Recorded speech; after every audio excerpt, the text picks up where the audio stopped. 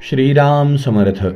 श्री गणेशाला, शारदेला, समर्थ सद्गुरू संत सज्जनांना वंदन करून क्षणभर नामस्मरण करून करूया वारी मनाची, गाऊ गाथा संतांची. विठ्ठल रखुमाई जय जय विठ्ठल रखुमाई, विठ्ठल रखुमाई जय जय विठ्ठल रखुमाई. विठ्ठल विठ्ठल विठ्ठल विठ्ठल, विठ्ठल रखुमाई जय जय विठ्ठल रखुमाई. विठ्ठल रखुमाई जय जय विठ्ठल रखुमाई. पंढरीनाथ भगवान की जय. श्रोते हो नमस्कार. आता ऐका श्रोतेजन, श्रोते हो, क्षीरसागरी शेषशयन भगवान विष्णू परमात्म्याची स्वारी शेषावर पहुडलेली असताना तो भक्तजन पातले. त्या ठिकाणी भगवंताचे भक्त आले. कोण कोण होतं? उद्धव, अक्रूर, वाल्मिक, ध्रुव, प्रल्हाद आणि शुक. जवळी येऊनी सम्यक यदुनायक वंदिला. उद्धव महाराज, अक्रूर महाराज, वाल्मिक मुनी, ध्रुव, प्रल्हाद, शुकाचार्य सगळ्यांनी भगवंताला नमस्कार केला. तेव्हा कलियुगामध्ये भक्तांचा उद्धार करण्यासाठी भगवान वाल्मिक ऋषींना म्हणाले, तरी मृत्यूलोकी अवतार धरून वाल्मिका, या मृत्यूलोकावर कलियुगामध्ये अवतार घ्या. भजनी लावी अवघे जन, अनेकांना भजनाला लावा. ऐसे ऐकोनी वचन केले नवल वाल्मिके. आज्ञा शिरसावंद्य देवा, सांगा कुठे जन्म घ्यायचा आहे. तेव्हा उत्तर देशी हस्तिनापुरी कनोज ब्राह्मणाची घरी वाल्मिक ऋषी ते अवसरी अवतार धरी निज लिहिले. वाल्मिक ऋषींनी आत्माराम नामक विप्राच्या घरी अवतार घेतला. जातकर्म, नामकर्म संस्कार पूर्ण झाला. तुलसीदास नाव ठेवल्या गेलं. वयाच्या 8व्या वर्षी व्रतबंध संस्कार झाला. वडिलांनी स्नान, संध्या, वेदाध्ययन, देवपूजन आदी संस्कार उत्तम केले. उत्तम वधू शोधून तुलसीदासजींचा विवाह पार पडला. श्रोते हो, बालत्व सरोनी जाता, तारुण्य दशा अंगा येता, प्रीती जडली उभयता, वियोग सर्वथा न साहे. तारुण्यात आलेल्या तुलसीदासजींना पत्नीचा अजिबात वियोग सहन होत नव्हता. तिचं नाव तुलसीदासाची निजकांता, तिचे नाम देवी ममता, अनन्य भावे पतिव्रता, सेवा करी तयाची. ती पण अनन्य भावानी तुलसीदासजींची सेवा करत होती. श्रोते हो, तुलसीदासजींचं मन इतकं प्रपंचामध्ये गुंतलं की ते क्षणभरसुद्धा बायकोला नजरेआड होऊ देत नव्हते. बराच काळ गेला. तिच्या माहेरून निरोप यायचे. तुलसीदासजींची आई वारंवार म्हणायची, अरे तुलसी, निदान 8 दिवस तिला माहेरी जाऊ दे. 8 नाही 4, 4 नाही 2. अरे ते वाट पाहतायत. काहीही झालं तरी तुलसीदासजी म्हणायचे नाही. बरं, गेले तरी ते तिच्याबरोबर जायचे आणि तिला बरोबर घेऊन यायचे. एक दिवस घटना अचानक अशी घडली. तुलसीदासजी काही कारणाने गावामध्ये गेले. तेवढ्यामध्ये सासूरवाडीवरून मूळ आलं. आईची तब्येत बरी नाही कळालं. सासू सासऱ्यांचा निरोप घेऊन ममता मातेची स्वारी आपल्या माहेरी आली. हे जेव्हा तुलसीदासजींना कळालं, त्यावेळेला ते आईवर चिडले, तुम्ही पाठवलंच कसं? मी आत्ता जातो म्हणून तुलसीदासजींची स्वारी निघाली. सोसाट्याचा वारा सुटला. धो धो धो धो पाऊस यायला लागला. पण नाही, तशा अवस्थेत तुलसीदासजींची स्वारी, नदीला पूर आलेला. आता काय करावं चिंताग्रस्त उभी राहिली. तेवढ्यात कुणीतरी मरून गेलेला माणूस आणि त्या पुरामध्ये त्याचं प्रेत वाहत येत होतं. तुलसीदासजींची स्वारी एवढी प्रपंचामध्ये रममान झालेली होती की वाहत आलेलं प्रेतसुद्धा रात्री त्यांना कळालं नाही. त्यांना वाटलं आपल्या बायकोनी आपल्याला आपण पटकन दिशी घरी यावं म्हणून नाव ठेवली. ते त्या प्रेतावर बसले. दोन्ही हातांनी पाणी सारीत सारीत या तटाला आले. त्या नावेला आणून ठेवलं काठावर, पुन्हा जाताना उपयोगी पडेल म्हणून. तेवढ्या रात्री बायकोच्या घरासमोर जाऊन उभं राहिले. सगळीकडे सुन्न, सगळे झोपलेत असं वाटलं. आता वरती माडीवर बायकोची खोली माहिती होतं, कसं बरं जावं. माडीकडे पाहतायत तो पावसाळ्याचे दिवस, महाभयंकर सर्प माडीच्या समोरच्या भागात कठड्याला झोके घेत होता. तुलसीदासजींनी पाहिलं की ती माझ्या बायकोचं माझ्यावर प्रेम आहे, कुणाला त्रास नको, मी सरळ तिच्या खोलीकडे जावं म्हणून तिने दोर बांधून ठेवला. तुलसीदासजींनी तो सर्प पकडला. त्याच्या मांडकीला हिसका बसल्यामुळे त्याची आडी पाठीमागे गाठीसारखी बांधल्या गेली, तो मृतवत झाला. तुलसीदासजी त्याला धरून दणकन उडी मारून बायकोच्या खोलीत त्यांनी प्रवेश केला. तिने पाहिलं, कोण? तिने पाहिलं, अगं मी. तिने पाहिलं, आलात कसे? त्यांनी पाहिलं, अगं तू मला नदीच्या काठावर नाव ठेवली होती, इथे दोर बांधून ठेवला. तिने पाहिलं, मी? दोर? मी नाव? दाखवा बरं दोर कुठे आहे. म्हणून तेवढ्या रात्री तिने दिवा घेतला, दोर पाहिला. तो दोर कशाचा? महाभयंकर सर्प. हे पाहिलं. आता मात्र तुलसीदासजींची पत्नी तुलसीदासजींना म्हणाली, महासर्प जरी तुम्हास डसता, तरी प्राणासी आपुल्या मुकता. अनित्य संसार प्राणनाथा, तुझ सर्वथा कळेना. तुलसीदासजींची पत्नी म्हणते, अहो एवढ्या रात्री तुम्ही मला भेटायला आला, एवढा महासर्प या ठिकाणी दंश केला असता तर सोन्यासारखा देह माती मोल झाला असता. माझा काम धरून रात्री आला धावून. माझ्यासाठी धावून आला, पण तुम्हाला माहिती आहे का, परी आम्हा स्त्रियांच्या संगतीनं नाश बहुत पावले. अहिल्या सुंदर देखून इंद्रपातला लुब्ध होऊन. इतिहास बघा. अहो सीतेचे मनी काम धरिता दाण, नाश रावण पावला. इतके कसे तुम्ही मदांध झाला तो. अहो एवढं प्रेम जर तुम्ही देवावर केलं असतं, पुत्रदारा संपत्ती धन, प्राणियासी आवडती जीवाहुन, त्याचरिती श्रीहरिचरण, आठविता जाण सार्थक. ज्या पत्नीसाठी आपण एवढा आटापिटा करून आलो, तिने बघितलं हा दोर आहे तर एकदा नाव बघू द्या. नदीच्या काठावर तेवढ्या रात्री आपल्या पतीला घेऊन आलेली ममता, तुलसीदासजींनी जेव्हा ती नाव दाखवली तेव्हा मात्र तिने पाहिलं, कोणीतरी मरून गेलेला माणूस आणि त्याच्या प्रेतावर नाव म्हणून तुम्ही आलात. एक लक्षात ठेवा नाथ, रामानयेची कामा, रामा म्हणजे स्त्री, रामानयेची कामा, रामावरी प्रेम अल्प ठेवावे, उद्धरून तुम्ही जावे, आपुल्या संगे मलाही ते द्यावे.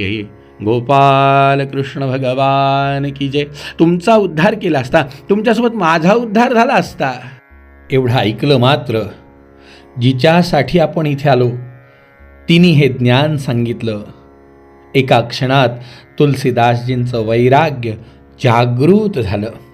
क्षणार्धात पत्नीचा, घराचा, मोहमायेचा त्याग करून तुलसीदासजींची स्वारी आपल्या पत्नीला म्हणाली, बाई बालके धरिता खदिरांगार. मुलांनी हातामध्ये चुकून विस्तू उचलावा, माता राखे तयासी सत्वर. त्याच्या आईने त्याचं रक्षण करावं. तैसा आजी उपकार थोर, मज कारणे त्वा केला. आज तू जसं एखाद्या आईने आपल्या मुलाला विस्तवापासनं वाचवावं तसं तू आज माझं रक्षण केलं, विषयातून मला वाचवलं. क्षणार्धात सगळ्यांचा त्याग करून आनंदवनासी पातले काशीला गेले. करोनी भागीरथीचे स्नान, तीव्र मांडिले अनुष्ठान, वर्जिले अन्न फळभक्षण, गलितपत्रे खातसे. प्रातःकाळी करुणी स्नान, करी श्रीरामाचे स्मरण, म्हणे अयोध्या वासी जानकी जीवन, द्यावे दर्शन मजला जगी. अनुष्ठान सुरू झालं, नामस्मरण सुरू झालं. श्रोते हो, या भगवत नामस्मरणाचा परिणाम भगवंताचे गुणगान श्रवण करणं, श्रवण त्यावर मनन, मग त्याचा निजध्यास, आणि मग आपोआप ज्या प्रभूंचं नाम तुलसीदासजी घ्यायचे डोळ्यासमोर ते रूप उभं राहायला लागलं आणि तुलसीदासजींच्या मुखातून सहज शब्द बाहेर पडायला लागले. श्री रामचंद्र कृपालु भज मन हरन भव भय दारुणम नव कंज लोचन कंज मुख कर कंज पद कंजारुणम श्रीराम श्रीराम कंदर्प अगणित अमित छवि नवनील नीरद सुंदरम पटपीतमानहु तडित रुचि शुचि नौमि जनक सुतावरम श्रीराम श्रीराम भज दीन बंधु दिनेश दानव दैत्यवंश निकंदनम रघुनंद आनंद कंद कोशल चंद दशरथ नंदनम श्रीराम श्रीराम सिर मुकुट कुंडल तिलक चारु उदारु अंग विभूषणम अजानुभुज शरचापधर संग्राम जित खर दूषणम श्रीराम श्रीराम इति वदति तुलसीदास शंकर शेष मुनि मनरंजनम मम हृदय कंज निवास कुरु कामादि खलदल गंजनम श्रीराम. 12 वर्षांचा कालावधी उलटला. या कालावधीमध्ये एक घटना अशी घडली की शौच करावया कारण अरण्यात जातसे जाण. प्रातर्विधी करण्यासाठी सकाळी जेव्हा ते अरण्यात जायचे उरले उदकते टाकून वृक्षातळी देतसे. प्रातर्विधीला गेल्यानंतर येताना त्या भांड्यामध्ये जे काही पाणी उरल ते त्यांनी एका झाडाखाली टाकायचं. 12 वर्षांचा जेव्हा काळ गेला त्यावेळेला एक दिवस अचानक त्यांनी तिथे पाणी टाकलं आणि तो महाभयानक त्वरित पिशाच देखील अकस्मात एक पिशाच त्या ठिकाणी प्रगट झालं. दोन्ही कर जोडोनी तेथ उभा ठाकला सन्मुख. ते पिशाच समोर उभं राहिलं. ते पिशाच तुलसीदासजींना म्हणालं, हे बघ प्रसन्न झालो तुझं कारण, तुला प्रसन्न झालोय, काही माग वरदान. तुलसीदासजींची स्वारी म्हणतीये, अरे पण तू कोणत्या कारणाने मला प्रसन्न झालाय? त्यांनी बघितलं तू 12 वर्षापासून या झाडाखाली जे शौचविधी करून आल्यानंतर उरलेलं पाणी टाकतोय त्या पाण्याने माझी तृषा शांत झाली. हे बघ पिशाच योनी ज्याला प्राप्त होती त्याला वापी कूप सरिता समुद्र यांचे प्राशन करावया नीर. आम्हासी नाही अधिकार तृषा फार लागता. कितीही तहान लागली तरी वापी कूप तडाग सरिता समुद्र यांचं पाणी पिण्याचा अधिकार आम्हाला नाही. तू 12 वर्ष हे उदक दान केलं, मी प्रसन्न झालो आहे, काय मागायचं माग. श्रोते हो, या तुलसीदासजींनी काय मागावं? मला रामाचं दर्शन घडवून दे. ते पिशाच म्हणलं, अरे तू नावसुद्धा काढू नको, आम्हाला भीती वाटते. तू जे नाव काढले त्या नावाचा उच्चार कानावर पडला, ते नाव घ्यायचा तर सोड, पण ऐकण्याने सुद्धा आमचा थरकाप होतो. त्यांनी पाहिलं मग मला ते पाहिजे, मी त्याच्यासाठी इथे अनुष्ठान म्हणलं आहे. आणि श्रोते हो, या पिशाच्याने त्यांनी बघितलं बाबा आम्ही आमच्या मालकाची प्रार्थना करू शकतो.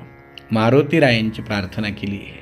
मारुतीराय प्रगट झाले, तुलसीदासजींना दर्शन दिलं आणि त्या तुलसीदासजींनी मारुतीरायांना विनंती करून प्रभू रामांचं दर्शन व्हावं ही प्रार्थना केली. प्रभू रामांचं दर्शनसुद्धा तुलसीदासजींना झालं.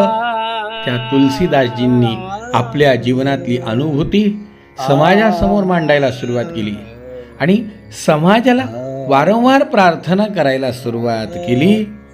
नाम जपन क्यों छोड़ दिया, नाम जपन क्यों छोड़ दिया, क्रोध न छोड़ा, झूठ न छोड़ा, सत्य वचन क्यों छोड़ दिया, नाम जपन क्यों छोड़ दिया, झूठे जग में दिल ललचा कर असल वतन क्यों छोड़ दिया, कौड़ी को तो खूब संभाला, कौड़ी को तो खूब संभाला, लाल रतन क्यों छोड़ दिया, नाम जपन क्यों छोड़ दिया, जिन सुमिरन से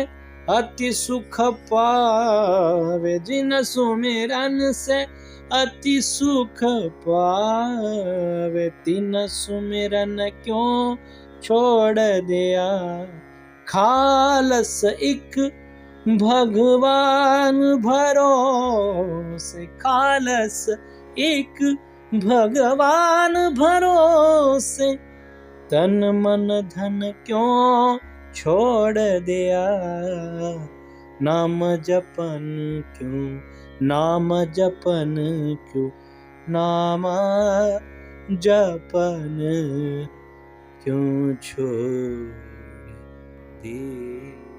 हा तुलसीदासजींचा उपदेश आपण आपल्या जीवनात अंगीकारूया. अखंड भगवंताचं नाम चिंतन करण्याचा प्रयत्न करूया आणि जरी शरीराने आपल्या भगवंताची सेवा झाली नाही तरी मनाने निश्चितच भगवंताची सेवा करून कृतार्थ होऊया. जय जय रघुवीर समर्थ.